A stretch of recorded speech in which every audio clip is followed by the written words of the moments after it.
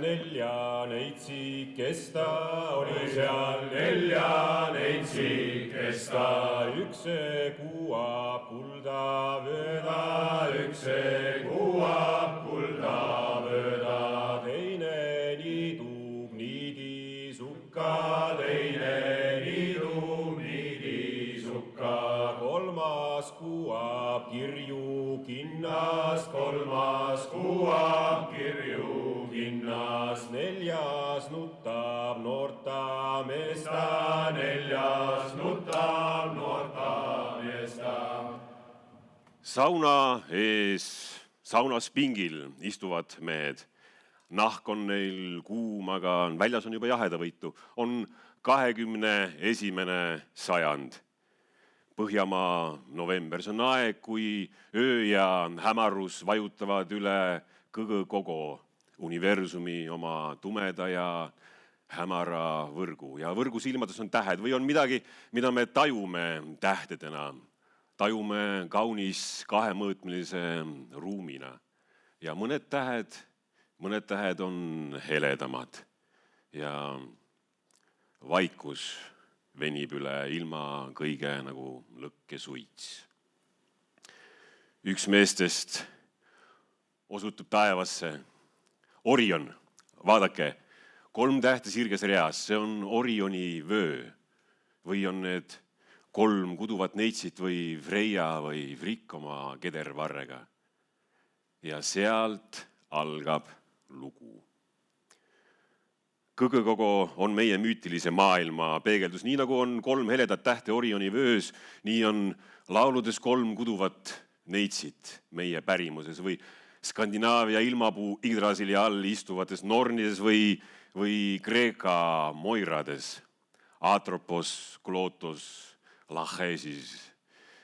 Nad punuvad ja lõikavad.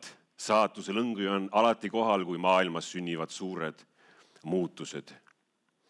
Või on need 3 Maarjat, 1000 rinna ja 100 sarvega Maarjat, kes Soomes lüpsavad oma rindadest maale taevast langevat rauda. Reaalsus voolib müüte ja müüt reaalsust ja linnutee helendab taevas diagonaalse valk ja jõena. Muinasusunites on see mõnikord olnud tee, rada, mis ühendab surnute ja elavate maailmu. Kreekas on see jumalanna rinnapiima jõgi galaksias ja teaduses on see muidugi galaktika ketas, mis lõikab meie öötaevast otse kui hõbevalge mõõk. Inimestele on see mõnikord ka ilmasammas või puu, millel istuvad jällegi kuduvad neitsid või istub seal päikese tütar, kes kaotab vette oma kuldse kammi või võtmed või sõrmuse ja selle peale saabub maailma igikestev pimedus. Kas see võib olla märk ajastust, mis on vulkaaniste tuhakihtide järgi arvutatud konkreetselt olema aastatel 536 kuni 537 musta päikese aasta. See on aeg, kui päike kaduski ja teda pidi meeleheitlikult tagasi laulma ja ootama ja lootma. Või on see märk veelgi vanematest kihistustest? Mõnikord väidetakse, et meie esivanemad jälgisid taevapildi vaikset muutumist ja voolisid ümber vastavalt sellele oma müüte. Tegelikkus on aga hapram. Meie elu on liialt lühike, et jälgida taevapildi vaikset nihkumist ajas. Pretsessioon, see on maatelje umbes 26 000 aasta pikkune laperdustsükkel. See on liialt aeglane ühele inimesele seda palja silmaga mõõtmiseks ja tajumiseks. Kuid just selle tulemusena, selle põhjusel ei ole Põhjanael olnud pidevalt see sama täht. Kuid ükski küla ei saa mäletada 10 000 aastate vanust novembritaevast. Küll aga märkasid nad seda taeva muutust ruumiteljel. Kui rännati lõunasse, siis nähti, et taevas on seal kuidagi teistmoodi, aga linnutee on teise kalde all, otse kui langev maailmapuu ja ka kuu on kuidagi teistsugune. See võib olla põhjus, miks meie vanades lauludes võib olla värss "Kuu on taevas kummuli". See pole meie laiuskraadi taevas, vaid mälestus teistsugusest, see on võõr ilma kaja. Ja just sellistest kildudest ehitati müüte, parandati endid ja räägiti jälle edasi. Tänapäeval räägime loomislugu suure paugu kaudu. Räägime aegruumi paisumisest ja valguse kõverusest ja tume ainest, kuid kui päris aus olla, kas see ei ole mitte sama poeetiline kui lugu kosmilisest munast?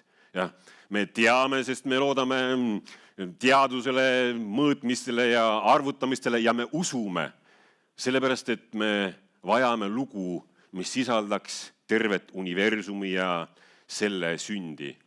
See on meie aja müüt. Elegantne ja romantiliselt poeetiline ja arusaamatu samaaegselt. Hiljuti lasti tehisintellektil analüüsida muinasjuttude struktuure, sümboleid ja narratiive ja jõuti järeldusele, et mõned muinasjutud võivad olla kaugelt vanemad kui 10 või 12 000 aastat. See on kaugelt vanem kui meie teadmised põllu harimisest. See on vanem kui pronks. See tähendab seda, et meie laulud ja müüdid on kultuurigeneetilised markerid. Geneetikas räägitakse aga Aadama paradoksist. Y-kromosoomi põlvnemist järgides võime jõuda maailma kõige esimese meheni. Mitte sellepärast, et tol ajal oleks elanud maailmas ainult üks mees, vaid sellepärast, et teised liinid on lihtsalt katkenud. Rahvaluules toimub seesama.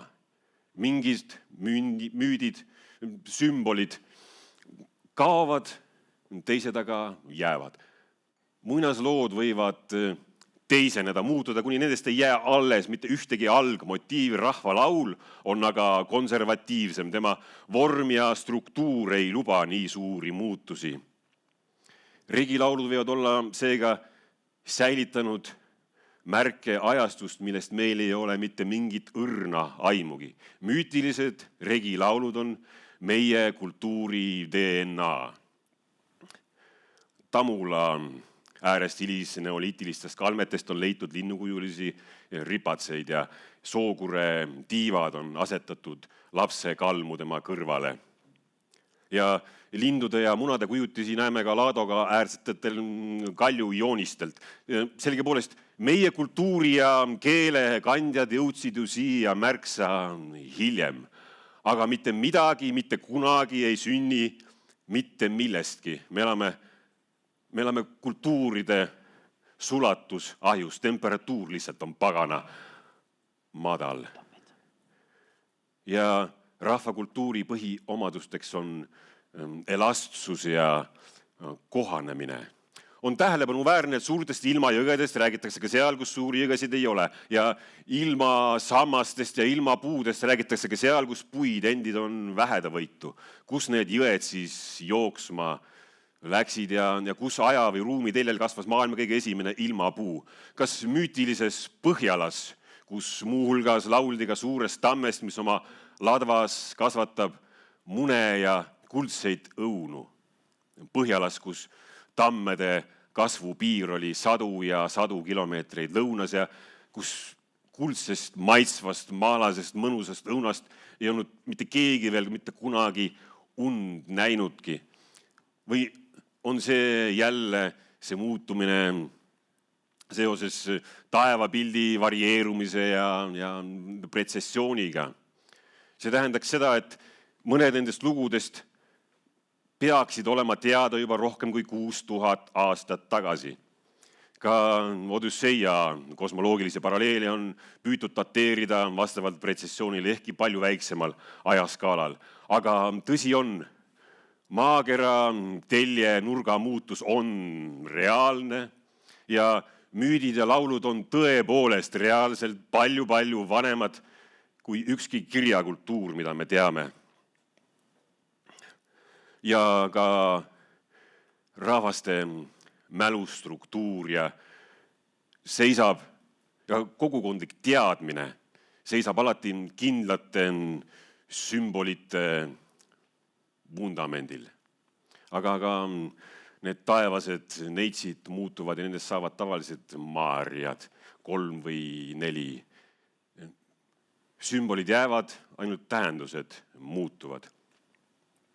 Juba 11. sajandi Itaalias on pandud kirja loits naiste hädade vastu. Tres sorores ambulaban tunavõleveebat, alia cernebat, tressia solveebat.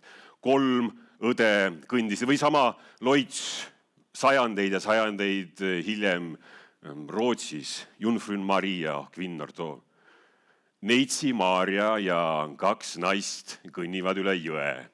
See üks kudus, teine ketras ja 3 tõstis oma vöö rinna pealt. Või sama loits Eestis. 4 neitsit lätsivad üle mere. 3 roosi olliva nende käen. See üks uppu, tõne lõppi ja 3 katte. Kas see on märk sellest samast taevasest ketrajast ja tema kedrevarrest? Võime vaid oletada, sest et kultuuride sulatusahjudest välja vupsanuid nähtuseid nimetatakse erinevas ajas, erinevas kohas teistmoodi. Õigemini nende tähendusi nimetatakse teisiti, sest Maarja on ju ikka lihtsalt Maarja ja atropos on ikka atropos. See on otse kui tõde ja väär samaaegselt. See on otse kui saunapingil istujate teadmiste ja maailma nägemuse kogu summa. See on tuhandete aastate meeste ja tarkade naiste ühine teadmine. Füüsikas räägitakse ka multiversumist, võimalikest maailmadest, mis eksisteerivad paralleelselt. Ka Skandinaavia ilmapuu Yggdrasil kannab oma ladvas erinevaid maailmu. On need siis 9, 12, 14, see ei oma tähtsust, see on tõlgendamise küsimus. Ja kristlased loovad inimeste maailma kõrvale veel 2 maailma, taeva ja põrgu. Kas siis surnute raamatu 126. loitsu Niivlhaimi Gehenna või Hellase eeskujul. See ei oma mingit tähtsust. Tähtis on, et me saame aru ja paneme tähele, et inimesed vormivad ja loovad ja muudavad oma müüte, et seletada seletamatut. Kõgõ-kogo. Mehed aga istuvad endiselt saunapingil ja kuulavad vaikust. Orion ja seal on Koot ja Reha, taevapaarid, uus ja vana sõel ja seal kuskil on ka suur härg või vanker, mida on meile püütud hiljuti seletada kogu aeg, et otse kui see on tegelikult karu, aga no kus meie oleme seda uskunud.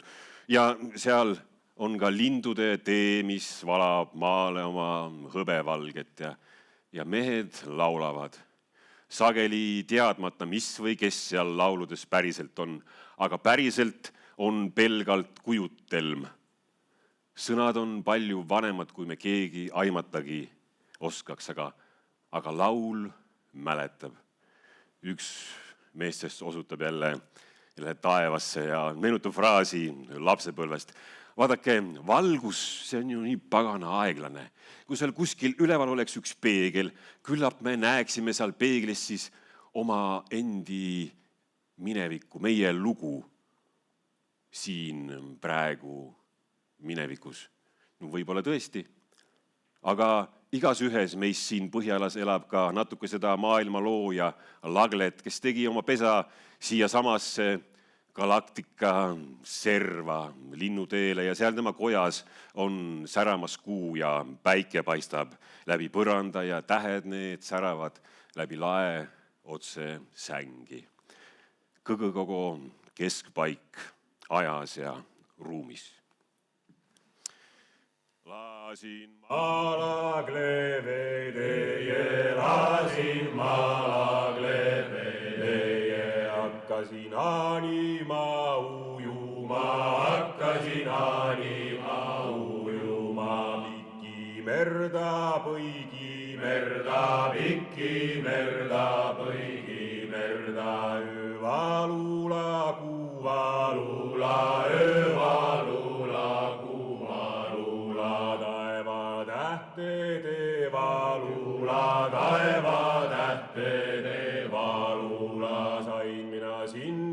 saare peale, sain mina sinna saare peale. Saare servi seise maie, saare servi seise maie. Kolm oli metsa saare peal, kolm oli metsa saare peal.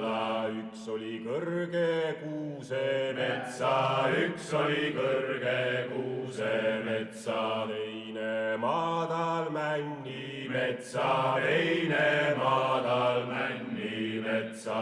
Kolmas alliava metsa, kolmas alliava metsa.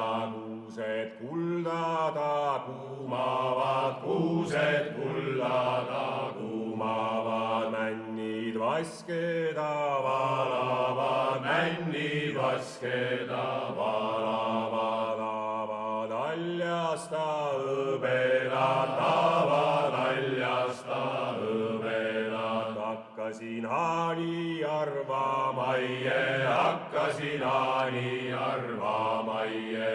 Mida pean mina tegema, mida pean mina tegema. Tegin siis tuua tuule peale, tegin tuua tuule peale.